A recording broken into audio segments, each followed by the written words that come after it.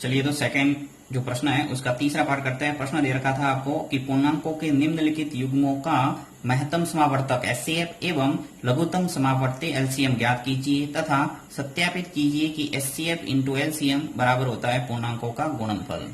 यहाँ पे आपको परीक्षा के अंदर प्रथम संख्या इंटू द्वितीय संख्या भी आ सकता है पूर्णांक का गुणनफल की जगह।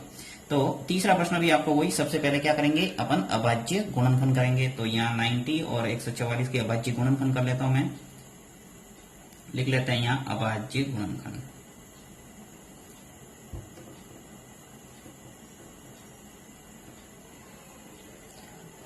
अभाज्य गुणनखंड सबसे पहले करते हैं 90 का, कॉलम खींचो।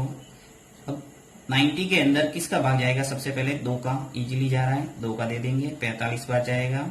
अब 45 के अंदर 2 का भाग जाएगा नहीं क्योंकि ये विषम संख्या है, 3 का भाग जाएगा तो 3 का दे देंगे। 3 का भाग है वो 15 बार जाएगा, 15 तिया 45। फिर 15 के अंदर वापस 3 का ही भाग जाएगा तो ये जाएगा 5 तिया 15 और 5 में 5 का भाग जाएगा 1 बार। तो इस ढंग से आप इजीली भाग दे सकते हैं जल्दी।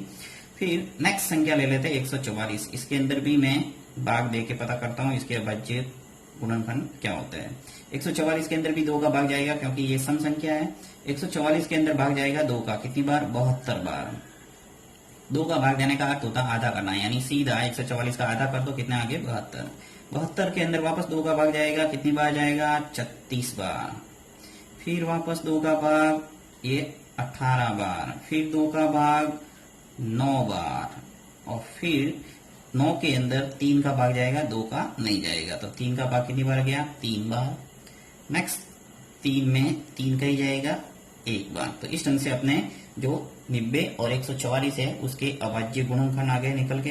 तो यहाँ लिख लेते हैं 90 बराबर आ गया अपने पास 2 और 3 इंटू 3 इंटू 5, तो 2 इंटू 3 इंटू 3 इंटू 5।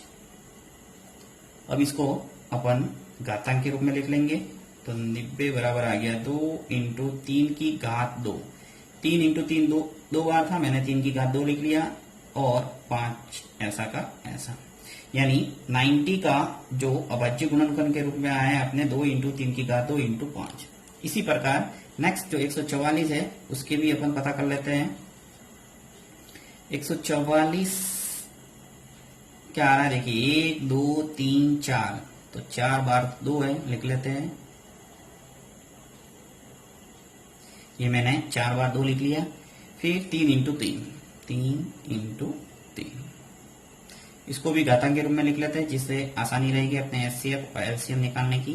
तो 2 की घात 4 और 1 है 3 की घात 2।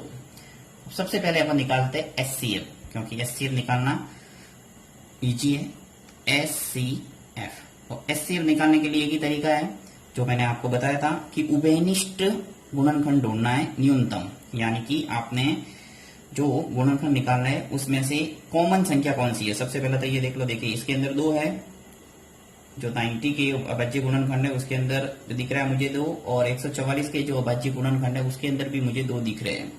घात को बाद में देखना है, पहले आपको संख्या देखना है कि दोनों में है या नहीं है। तो यहाँ पे 2 दिख रहा है मुझे और यहाँ पर भी दिख रहा है, इसका मतलब 2 तो लेना ही है। अब आपको बात करना है घात की। तो घात एक तो है 2 की घात 1, यहाँ पे कुछ नहीं है तो 1 है, और 1 है 2 की घात 4, तो इसमें से कौन सा लेना है। तो एचसीएफ के लिए ध्यान रखना है आपको न्यूनतम घात लेना है, यानी छोटी घात है वो। तो छोटी घात कौन सी है, 1, तो यहाँ ले लूंगा मैं 1 इंटू। अब देखिए यहाँ पे वापस देखो 3 इसमें भी है और 3 इसमें भी है, तो 3 ले लो पहले, 3 यानी लेना ही है। अब देख लो घात, तो यहाँ पे 3 की घात 2 है और यहाँ पर भी 3 की घात 2 है, यानी न्यूनतम यही है, तो 3 की घात 2 आ जाएगा। फिर देखो 5, तो 5 इसमें है परंतु इसके अंदर नहीं है, तो ये काम का नहीं है, अर्थात अपने एचसीएफ को निकल के आ गया। अब 2 की घात 1 2 ही होता है और 3 की घात 2 यानी 3 इंटू 3। अब गुणा कर दो तो उत्तर आ जाएगा 2 इंटू 3 कितने हो गए 6, और 6 का गुणा 3 से करेंगे तो 6 तिया 18, यानी कि आपके एचसीएफ है वो निकल के आ गया 18। एक उत्तर आ गया आपके पास। आपको पूछा था महत्तम समावर्तक एचसीएफ और एलसीएम ज्ञात कीजिए, तो एचसीएफ तो निकल दिया। अब निकालते हैं एलसीएम।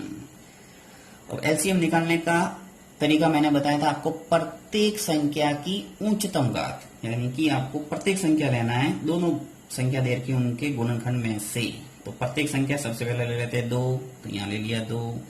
इसकी उच्चतम घात, अब 1 2 की घात 1 है, 1 2 की घात 4 है, तो यहाँ से उच्चतम घात लेना है 2 की घात 4। फिर बात करते हैं 3 की, तो 3 ले लिया। अब उच्चतम घात 2 ही है तो 2 ही ले लेंगे, 3 की घात 2। फिर यहाँ पे 5 है और यहाँ नहीं है, फिर भी अपन को एलसीएम निकालने के लिए लेना है, प्रत्येक संख्या की उच्चतम घात लेना है। तो यहाँ प्रत्येक संख्या आ जाएगी 5। अब हाईएस्ट घात इसमें 1 ही है, यहाँ तो है ही नहीं, तो ये आ जाएगा 1 ही। अर्थात इनका गुणा कर लेते हैं, तो 2 इंटू 2 इंटू 2 इंटू 2, 4 बार 2 हो गए। फिर 3 इंटू 3, तो 3 इंटू 3, और 5 की घात 1 है तो 5 की घात 1 का 1। इन सब का गुणा करेंगे तो आपके पास जो एलसीएम है वो निकल के आ जाएगा 720। गुणा तो कर सकते हैं आप इजीली, गुणा करके देख लेना। 2 इंटू 2 4, 4 इंटू 2 8, 8 इंटू 2 16, इस ढंग से आगे गुणा करना है। एचसीएफ आ गया, एलसीएम आ गया, 2 उत्तर आपके पास निकल के आ गए। नेक्स्ट आपको प्रूव करना है कि एचसीएफ इंटू एलसीएम ये बराबर होता है पूर्णांकों का गुणनफल। तो यहाँ सत्यापन कर लेते हैं, या जांच या कोई भी लिख सकते हैं, मैं यहाँ सत्यापन लिख सकता हूँ।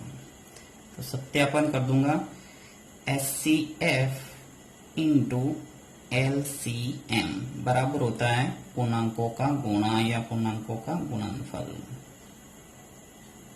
पूर्णांकों का गुणनफल। एचसीएफ निकला मेरे पास 18, ये लिख लिया।